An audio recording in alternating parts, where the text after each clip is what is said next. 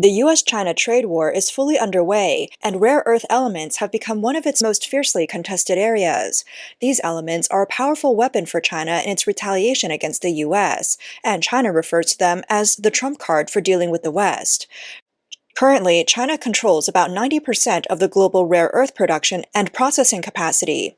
How the US breaks the current deadlock and takes initiative in this area is a crucial factor in determining whether the US can ultimately win this century-long battle with China. On April 17th, MP Materials, the largest rare earth producer in the US, announced that it would stop selling rare earth elements to China. The company operates mines and processing plants in Mountain Pass, California. The company plans to accelerate the reindustrialization of the American rare earth supply chain. This move is significant and marks a decision by the US to directly confront China in the rare earth battle. MP Materials is the only U.S. company with large-scale production capabilities for rare earths. It is currently expanding its downstream manufacturing operations, aiming to provide an integrated supply chain solution from raw materials to magnets. Rare earths are essential materials for wind turbines, jet engine coatings, and other advanced technologies like optical lasers, radar equipment, and high-power magnets. The company's refinery can only process about half of its mineral output, with the rest exported overseas. The usual practice is to ship the minerals to China for processing, and then Japan, South Korea, and U.S. companies purchase the processed materials from China. In a statement, MP Materials said, "Selling our valuable critical materials under 125% tariffs is neither commercially rational nor aligned with America's national interest." In recent days, manufacturers across critical industries have urgently reached out in search of a secure, resilient source of materials and magnets. We are uniquely positioned to answer that call. Since President Trump took office again, the US and China have gone through several rounds of tariff hikes. Currently, the US imposes a 145% tariff on most Chinese goods, while China imposes a 125% tariff on US products. Rare earths are one of the targets of China's tariffs. Additionally, China has taken several retaliatory actions against US companies, including implementing export controls on various rare earth elements, launching anti-monopoly investigations into US firms in China, and placing US companies on the unreliable entities list. MP Materials has invested nearly $1 billion to reshape the US's complete rare earth supply chain. The company stated that it will continue to produce and store concentrates while accelerating its downstream business, including increasing oxide production, advancing heavy rare earth separation capabilities, and manufacturing magnets in Texas. Their statement also noted that they're working with customers and the U.S. government to accelerate the various stages of the reindustrialization strategy for rare earth supply chains in the U.S. It is reported that the Mountain Pass mine in California is the only rare earth mine in the United States, and the Department of Defense has invested in this site to reduce the country's dependence on China for rare earth minerals. The Trump administration raised tariffs on Chinese goods to 245%, and in response, China implemented export controls on 7 types of heavy rare earth products. While this may seem like a retaliatory move, it actually reveals China's long-term strategic ambitions in the rare earth industry. China's goal is not just to export goods, but to export influence, and even control. So, how did China dominate the global rare earth market? Rare earths refer to 17 metallic elements that play a crucial role in modern industry. They're widely used in electric vehicles, missile guidance systems, semiconductors, and high-end electronics. They're often called the vitamins of industry because, although they're used in small quantities, they're irreplaceable. From a resource distribution perspective, rare earths are not rare. Elements like cerium are even more abundant in the Earth's crust, copper. But what is truly rare is the difficulty of mining and refining them. Rare earths are often found in accompanying minerals, and the refining process is time-consuming, costly, and highly polluting. This has led most countries to lack interest in developing them, creating an opportunity for China. Although China discovered vast rare earth deposits early on, it lacked the technology to develop them. It wasn't until the 1980s when China made breakthroughs in rare earth refining technology. Then the country embarked on large-scale mining. Hundreds of companies sprang up, followed by intense price wars, cutting costs and engaging in reckless underpricing just to capture the global market. In this cutthroat competition, the Chinese Communist Party tacitly allowed and even encouraged a low-price massacre to eliminate competitors. even selling at a loss. This strategy allowed China to suppress global competitors with extreme prices, capturing 80% of the global rare earth export market in just a few years. After defeating its competitors, China began consolidating its victories. Hundreds of rare earth companies were forcibly integrated into 6 state-owned rare earth groups, monopolizing the industry. With national subsidies and mandatory environmental standards, China created a complete industrial chain from mining and refining to exporting, driving prices to rock-bottom levels and firmly controlling the supply chain. Results were clear. In 2015, the last rare earth company in the U.S., Molycorp, declared bankruptcy. The Western rare earth supply chain collapsed, while China rose to become the world's largest importer, refining center, and exporter of rare earths. The entire rare earth industry's lifeline was now firmly in China's hands. On the surface, China supplies rare earths to the world, but in reality, it is cultivating global dependence. If other countries attempt to rebuild their domestic rare earth industries, China only needs to slightly increase its production, causing market prices to plummet. This forces new companies to withdraw they can't make a profit. This market manipulation is like fishing. China doesn't let competitors thrive, but ensures they can never break free from China's supply. This is not a market economy, but a premeditated economic war. China doesn't win through efficiency, but by using state power to suppress market forces, destroying competitors through subsidies, dumping, and monopolization, and then turning around to control the market. Rare earths are just a microcosm of China's external market plundering tactics. China has applied the same strategy across multiple strategic industries, first entering with low prices to destroy foreign companies, then using scale advantages to dominate the global supply chain, and ultimately trapping the world in a dependency trap on China's low-priced products. China's rise in the rare earth industry is not a miracle, but a carefully designed economic strategy. Its core tactics are not innovation, but aggressive price dumping, capacity suppression, industry consolidation, and supply chain manipulation. This non-market expansion is not only a challenge to the free economic system, but also a threat to the global security framework. If it weren't for Trump's decisive tariff war during his first term, and if the pandemic hadn't exposed the massive risks in China's supply chain, the global market might have unknowingly fallen into Beijing's control by now.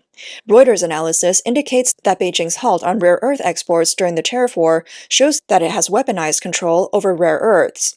The White House had previously sent a clear message that in the face of China's use of critical metal export restrictions as an economic coercion tool, the U.S. will use all measures to ensure the safety of the rare earth supply chain. On April 14th, Kevin Hassett, director of the National Economic Council, told reporters outside the White House, "The rare earth limits are being studied very carefully, and they're concerning, and we're thinking about all the options right now." Sources told the Financial Times that the Trump administration is drafting an executive order to allow metals found on the Pacific seabed to be used in countering China's dominance in the battery mineral and rare earth supply chains. A source said that under these plans, these reserves will create large quantities of available resources within the U.S. for future use, in case China restricts metal and rare earth imports. Other measures include speeding up the approval process for deep-sea mining applications and building and enhancing onshore processing capabilities for polymetallic nodules. Polymetallic nodules are seabed mineral resources, roughly the size of potatoes. They're believed to be the most widespread and abundant metal resource on the ocean floor. Currently, the U.S. is seeking to achieve self-sufficiency in critical minerals. In addition to negotiating a critical minerals agreement with Ukraine, it has also announced measures to increase domestic production. At the same time, the U.S. is also trying to curb China's control over Greenland's critical minerals. The developer of Greenland's largest rare earth deposit, Tambreez Mining, stated that last year, both American and Danish officials lobbied them, urging them not to sell the rare earth project to companies with ties to the Chinese Communist Party. On April 15th, President Trump signed an executive order to launch a national security investigation into the import of critical minerals and their derivatives, assessing whether the U.S.'s foreign dependency constitutes a strategic risk. This move is seen as a direct challenge to China's dominance in the global strategic resource supply chain, and may reshape the geopolitical and economic landscape between the two countries. The White House executive order states that the U.S.'s dependence on foreign supply chains has led to potential risks in defense, infrastructure, and industry, particularly in the processing and derivatives of critical minerals. Trump warned in the executive order, "Should the United States lose access to processed critical minerals from foreign sources, the United States commercial and defense manufacturing base for derivative products could face significant shortages and an inability to meet demand." The executive order directs the Department of Commerce to conduct an investigation under Section 232 of the Trade Expansion Act of 1962. Areas of investigation include 1. The sources and degree of dependence on imports of critical materials. 2. Risk assessments for foreign supplying countries, especially high-risk nations. 3. Analysis of the impacts of predatory pricing and market manipulation. 4. The actual demand of U.S. manufacturing industries for processed critical minerals. 5. Global supply chain risk assessments. 6. The current and potential processing capabilities within the U.S. And 7. Import values of relevant products and statistics from exporting countries. The executive order requires the Department of Commerce to submit an interim report within 90 days and a final report with policy recommendations to the President within 180 days. The department can consider actions such as imposing additional tariffs, limiting imports, and incentivizing domestic processing and recycling industries. This move marks a significant escalation in the U.S.-China trade war and signals that the Trump administration is formally ramping up efforts to counter China's strategic resource monopoly. Since Trump's re-election, the U.S. has introduced several policies to strengthen its domestic production capabilities for strategic resources. On March 20th, Trump signed another executive order invoking the Defense Production Act to accelerate the mining, processing, and manufacturing of critical minerals, explicitly requiring the priority development of federal lands to expand domestic supply chains. The order instructs departments to inventory developable resources, simplify permitting processes, and provide funding support through the Department of Defense and the U.S. International Development Finance Corporation. The policy covers a range of critical minerals, including rare earths, lithium, cobalt, and nickel. The goal is to establish a complete supply chain in sectors such as semiconductors, batteries, and permanent magnets. In recent years, China has actively used its dominance in supply chains as a geopolitical tool. In December 2023, China banned the export of rare earth processing equipment to the U.S. in retaliation against efforts to reduce dependence on Chinese minerals. Starting in 2024, China progressively implemented export controls on gallium, germanium, graphite, and rare earth permanent magnets. In April 2025, China further suspended the export of several heavy rare earth metals to the global market, raising supply chain alarms. A White House statement pointed out that the U.S.'s dependence on these critical materials exposes the country to economic coercion. On the critical rare earth battlefield between the U.S. and China, Elon Musk also shared his views. On April 15th, Musk responded to China's suspension of rare earth exports, saying that the move doesn't really matter because rare earths are everywhere. Musk revealed the core of the issue. The real problem isn't sourcing rare earths, but how to refine them. China's advantage lies in its heavy industrial scale for refining minerals, which is currently a weak point in the Western supply chain. Some users have analyzed that comments suggest the U.S. urgently needs to improve its rare earth refining and processing capabilities, while also implying that the country's rare earth reserves and mining are no longer an issue. This point can also be confirmed by the latest statement from the U.S. regarding the Russia-Ukraine ceasefire agreement. On April 18th, U.S. Secretary of State Marco Rubio stated that unless there are clear signs of a peace agreement between Russia and Ukraine, the U.S. might stop trying to mediate in the coming days. Reuters reported that after Rubio's meeting with European and Ukrainian leaders in Paris, he mentioned that President Donald Trump is still interested in reaching a peace agreement, but there are too many other priorities around the world to focus on. Rubio warned that if there's no progress in negotiations, the U.S. may abandon efforts to mediate a ceasefire between the two countries.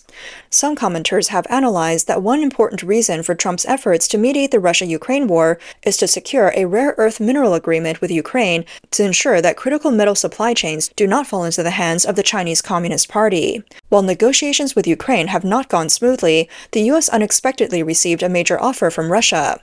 President Putin has expressed willingness to cooperate with the U.S. on rare earth minerals. Now, due to price discrepancies and complex factors involving China, Europe, and other issues, the progress of the ceasefire talks between Russia and Ukraine has been slow. Meanwhile, the U.S. continues to make progress in securing rare earth resources and has recognized that improving its rare earth refining and processing capacity is an urgent issue. Rubio's latest warning within this context shows that the U.S. has leverage in the Russia-Ukraine ceasefire talks, which also gives Trump more focus on the ongoing U.S.-China rivalry.